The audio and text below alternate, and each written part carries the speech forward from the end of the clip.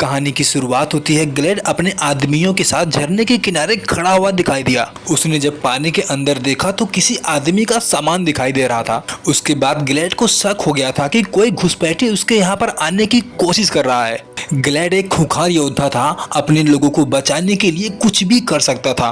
उसके बाद ग्लेड ने अपने आदमियों को किले पर भेजकर कुछ पहरेदारों को बढ़ाने के लिए कहा, क्योंकि ग्लेड को पता था कि उस पर कभी भी हमला हो सकता है। उसके बाद ग्लेड अपने दो साथियों को लेकर उस पहाड़ के ऊपर गया जहाँ पर एक गुफा दिखाई दिया। जब उन लोगों ने गुफा में घुसने की कोशिश की तभी अंदर से ढेर सारे चमगादड़ निकलकर बाहर भागने लगे। चमगादड़ के बाहर निकलने की वजह से ग्लेड को और भी शक हो गया था, क्योंकि चमगादड़ दिन में नहीं निकलते हैं। उसके बाद वो तीनों जब गुफा के अंदर गए तो चारों तरफ अंधेरा दिखाई दे रहा था। उसके बाद ग्लेड के एक साथी ने आग जलाया और आगे की ओर बढ़ने लगे। कुछ दूर जाने के बाद उन्होंने देखा कि इंसानों की ढेर सारी हड्डियां दिखाई दे रही थी। पता चलता है कि उन पर भी पीछे से कोई नजर रख रहा था।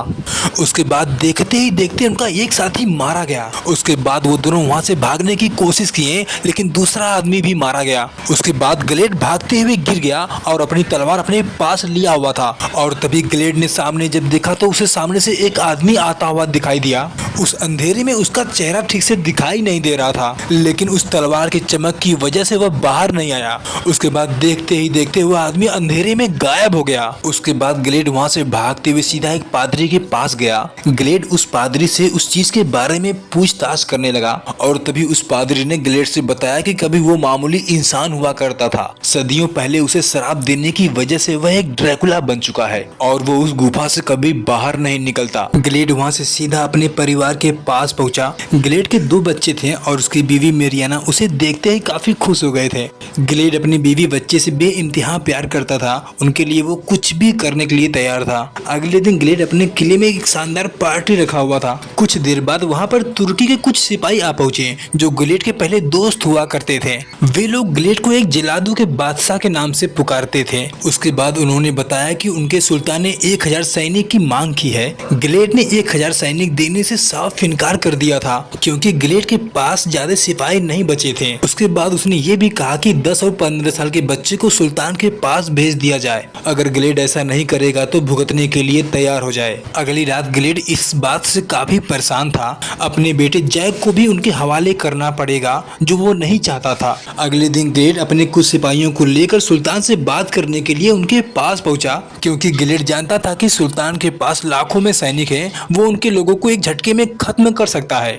ग्लेड जब सुल्तान के पास गया तो सुल्तान ने कहा कि मैंने 1000 बच्चे मांगे थे, वो नजर नहीं आ रहे हैं। ग्लेड ने उसे समझाने की बहुत कोशिश की, लेकिन सुल्तान अपने जिद पर अड़ा रहा। उसके बाद ग्लेड ने कहा कि उन बच्चों के बदले में मुझे अपने पास रख लो। ग्लेड ने कहा कि मैं अकेला ही उन लोगों के बराबर हूँ, लेकिन सुल्तान उसकी बात पर ध्यान नहीं दिया। उसके बाद सीधा उठकर वहाँ से चला गया। सुल्तान ने ग्लेड से यह भी कहा कि तुम्हारा बेटा जैक मेरी निगरानी में रहेगा। इधर ग्लेड जब रास्ते में खड़ा था तो उसकी बीवी बच्चे वहाँ पर आए और पीछे से कुछ सुल्तान के सिपाही भी आते हुए नजर आए जो जैक को वहाँ से ले जाना चाहते थे।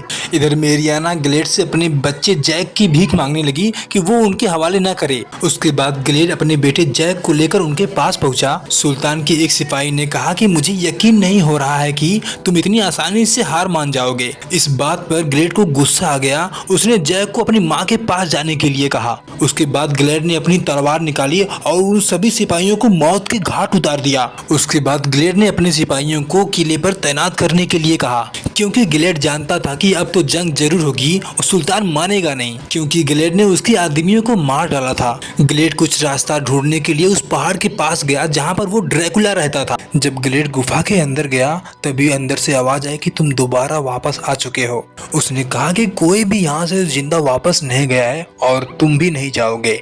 ग्लेड उसे कई बार मारने की कोशिश की, लेकिन वो अचानक से गायब हो जाता और तभी वो अचानक से उसके सामने आ गया। उसने कहा कि तुम मुझे लगता है आजाद कर सकते हो यहाँ से। उसने कहा कि यहाँ पर जो भी आता है उसके अंदर खौफ पैदा हो जाता है, लेकिन तुम में वो खौफ नहीं दिखाई दे रहा है। उसके बाद उसने कहा कि तुम यहाँ पर क्यों आए हो। और तभी ग्लेड ने कहा कि तुर्की के लोग हमारे किले पे हमला करने वाले हैं। मैं चाहता हूँ कि तुम्हारी शक्तियों से हम उसे बचा पाएं। तभी उस ड्रैकुला ने सामने रखी हुई खोपड़ी को तोड़ा और उसमें अपना खून निकाल कर दिया उसे पीने के लिए। उसने कहा कि इसे पीते ही तुम्हें उन सबकी सारी हरकतें मालूम हो जाएंगी और तुम्हारे अंदर 100 100 आदमियों की शक्तियां आ जाएंगी। उसने ये भी कहा कि इसे पीने के बाद तुम्हें अपने आप को 3 दिन तक संभालना होगा, नहीं तो तुम हमेशा के लिए पिशाच बन जाओगे और तुम हमेशा के लिए खून के प्यासे हो जाओगे। उसके बाद उसने कहा कि तुम अपने पूरे परिवार यहाँ तक कि बीवी बच्चों तक क्यों भूल जाओगे। ग्लेड कुछ देर तक सोचने के बाद उसने एक ही झटके में उस खून को पी गया। ग्लेड उस खून को पीते ही अचानक से बेहोश हो गया। जब उसकी आंखें खुली तो उसने अपने आप को एक झील के किनारे पाया। उसके बाद उस पर उस खून का धीरे धीरे असर होने लगा था। ग्लेड उन जानवरों और पक्षियों की सारी हरकतें महसूस कर ले रहा था और इधर तुर्की के लोगों ने उनके किले पे हमला कर दिया था। कुछ ही देर बाद ग्लेड भी वहां पर पहुंच गया। ग्लेड अपने परिवार से मिलने के बाद उन सबसे लड़ने के लिए अकेला सामने गया। ग्लेड अकेला ही उनके सारे सैनिकों को मारने लगा था। कुछ ही देर बाद सारे सैनिकों की लाशें जमीन पर दिखाई दे रही थी। कुछ देर बाद जब ग्लेड के लोग वहां पर पहुंचे तो वे लोग देखकर उसे हैरान थे, क्योंकि उसने हजारों लोगों को अकेले ही मौत के घाट उतार दिया था। उसके बाद ग्लेड ने कहा कि इसके बारे में तुम लोग मुझसे कुछ मत पूछना। उसके बाद ग्लेड ने कहा कि हम यहाँ पर सुरक्षित नहीं रहेंगे, हमें पहाड़ के उस पार जाना होगा जहाँ पर हम सुरक्षित रह सके। उसने कहा कि जब सुल्तान को पता चलेगा कि उसके सारे आदमी मारे गए हैं तो हमें ढूंढने की कोशिश करेगा। ग्लेड अपने साथियों को लेकर जंगल के रास्ते से ऊपर जाने लगा था। कुछ दूर जाने के बाद जब वो थक गए तो एक जगह पर आराम करने लगे। ग्लेड के साथी जब कुछ मांसों को खा रहे थे तो ग्लेड को कुछ अजीब सा होने लगा था। उसके बाद ग्लेड सीधा वहां से मेरियाना के पास आ गया। कुछ देर बाद वहां रहने के बाद वहां पर भी उसका दम घुटने लगा। उसके बाद वो सीधा वहां से बाहर आ गया। कुछ देर बाहर रहने के बाद उसके बाद वो जब अंदर सो रहा था तो पूरी तरह से कांप रहा था। मेरियाना जब उसके पास आई तो ग्लेड ने सारी हकीकत उसे सामने दिखा दी। ग्लेड ने जब पर्दे को फाड़ा तो धूप उस पर आते ही उसका शरीर धीरे धीरे जलने लगा था, क्योंकि ग्लेड भी धीरे धीरे एक ड्रैकुला में बदलने लगा था। ग्लेड ने कहा कि ये सब मैंने अपने लोगों को बचाने के लिए किया है। को इस बात का डर था कि अगर ग्लेड अपने आप को काबू नहीं कर पाया तो हमेशा के लिए पिशाच बनकर रह जाएगा। इधर मेरियाना भी उससे बहुत प्यार करती थी और वो उसे खोना नहीं चाहती थी। तभी ग्लेड को पता चल चुका था कि सुल्तान के आदमी उनके करीब आ चुके थे। ग्लेड ने मेरियाना को गिरजाघर जाने के लिए कहा। सुल्तान ने लाखों आदमी को भेजा था उन्हें मारने के लिए। ग्लेड ने मेरियाना से वादा किया कि सूरज ढलते ही वह उसके पास पहुंच जाएगा, क्योंकि ग्लेड दिन में बाहर नहीं निकल सकता था।